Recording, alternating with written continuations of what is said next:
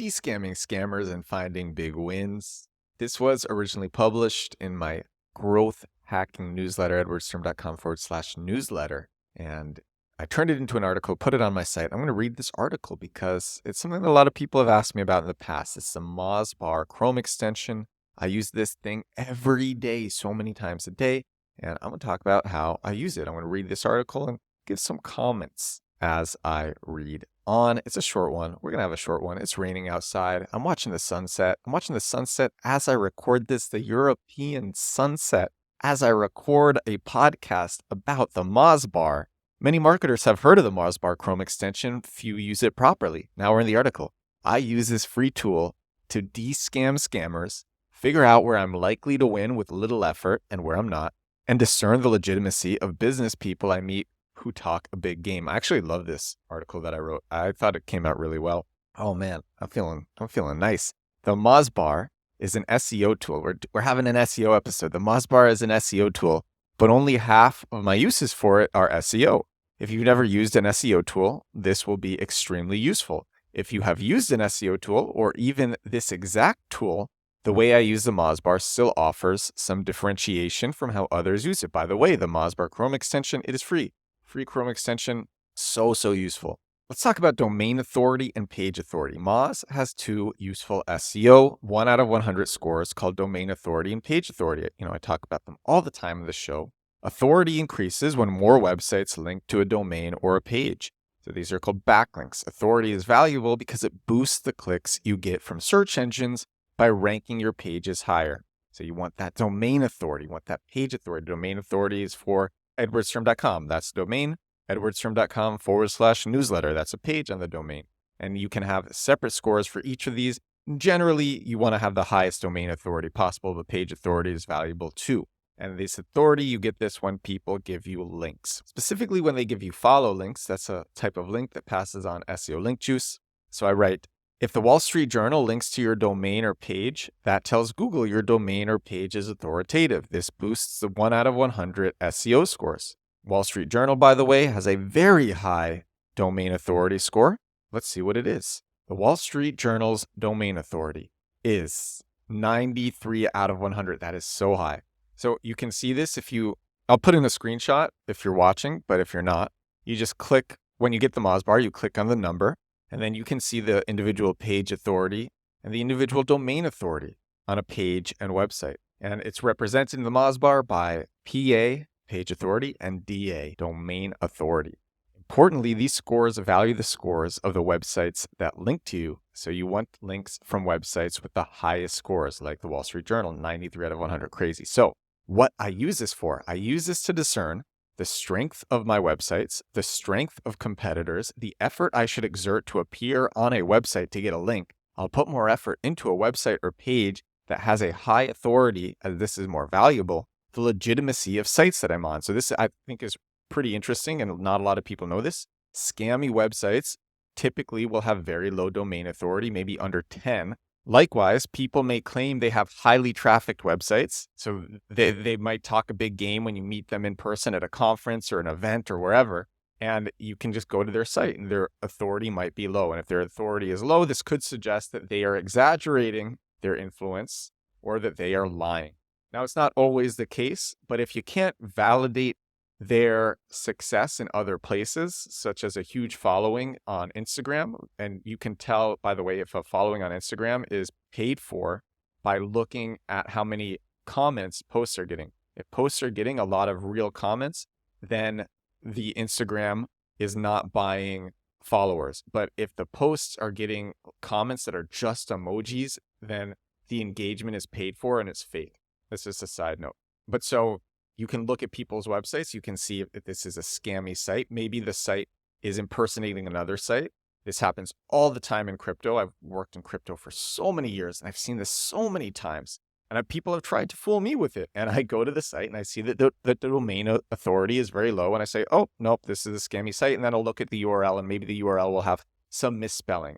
They're trying to scam. So useful in crypto, so useful in so many other things. And with SEO, you want to appear in the highest authority websites that you can. So you know how much effort you want to put into getting a backlink from that site. And you can see how authoritative your own website is. So that's why I like it. Mine is 34 out of 100. I've actually been rising a lot recently, and I'm really happy about that. It's from all the work that I'm doing. It's great to see. There are two factors that will make a website show in Google above another: better targeting of a search term, higher page/domain authority. The MozBar shows this for free. My favorite way to see domain authority is the score next to the URL bar. Literally, just whenever you're on some website, it shows the score right there. It just makes it really easy. You don't even have to click anything. It's just right there. Whenever I'm on a website, it shows the website's 1 out of 100 domain score. This is the quickest way to double check that you're not on a cloned site of a site you were meant to be on, which is a duplicate scam, and double check that you're in the right place if the number is low. So if the number is low, just make sure it's the right URL, make sure you're in the right place. This is also the quickest way to see if a business person is exaggerating the noteworthiness of their business. This isn't perfect because some people like their dealings to remain private, but if somebody claims they have a lot of press or notoriety and this number is low, it's likely they are exaggerating. People who don't know about SEO will make these lies thinking they can go undetected. I think it's a cool skill to be able to see what's really up. Also, looking at domain authority is a better measure of legitimacy than looking at traffic estimates from SimilarWeb or Hypestat, which are more likely to be inaccurate. That is true. Domain authority is far better than SimilarWeb and Hypestat. Also, something that I want to mention is with SEO. So I'm making this product. It's called Compact Keywords. It's about targeting bottom of funnel purchase intent keywords that are at the bottom of the buying or using funnel. People are searching because they know what they want, but they don't know the brand that's going to give it to them. And what's cool about these types of keywords is because they're so niche and they're so specific, they often go overlooked. And that makes them non-competitive, even though they're very lucrative and very purchase intent. And so lots of low domain authority sites can actually rank for these purchase intent compact keywords, for these high value bottom of funnel keywords. I think that's really cool. That's what my product is about. Understanding the internet at a glance. This tool gives a bird's eye view of the domain and page authorities of everything that appears when you search on Google. So there's another screenshot behind me if you're listening. And basically, when you see the SERP, the search engine results page, it's an acronym if you don't know SEO. SERP is an acronym for search engine results page. When you see the SERP, you see the authorities. You can click on the MozBar and then it will show the page authority and domain authority of everything that you're looking at, which is pretty cool. So it's an easy way to see how competitive a search term is. If everything that shows up has high scores and has a search term in the title, then it's going to be competitive. You'll need a high domain authority score yourself, and we'll also need to target the search term exactly. High scores but no exact search term in the title is easier. High and low scores and no exact search terms in the title, low hanging fruit. So if you see a lot of high and low domain authorities, but there's no exact keyword in the titles of what you are looking at in the search engine results pages, this is low hanging fruit. And if you don't have high domain authority, you can still target the search term directly and show up for it. This is what I just talked about with bottom of funnel keywords, because most of the time these keywords are going to be bottom of funnel keywords because these are the ones that are going overlooked very often. Lots of SEOs just in general. I was going to say newbie SEOs, but it's really lots of SEOs. They just want to target the sexiest, most high value terms that they can.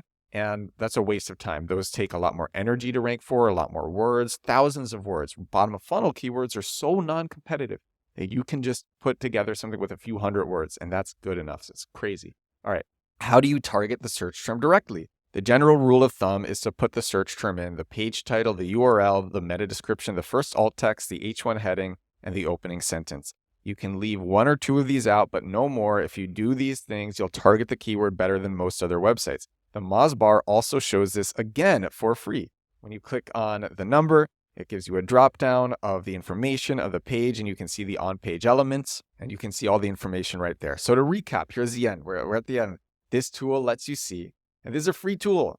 The tool that I was sharing on yesterday's podcast, AIPodcastmatcher.com, that one is paid. Great tool too, but that one is paid. MozBar, free tool. So to recap, this tool lets you see the legitimacy of websites, so you're less likely to be scammed or duped, how authoritative some search engines view your website, how competitive a search term is, how well you and your competitors are targeting search terms. I use this several times a day, and after this article, and after this podcast, maybe you will as well. Again, free tool, it's a great tool. Thank you so much for watching. Thank you so much for listening. This is episode 317 of my daily growth hacking, growth marketing, digital marketing podcast. Do this thing every day, and I am feeling amazing. Thank you so much. I will talk to you again tomorrow. Bye now.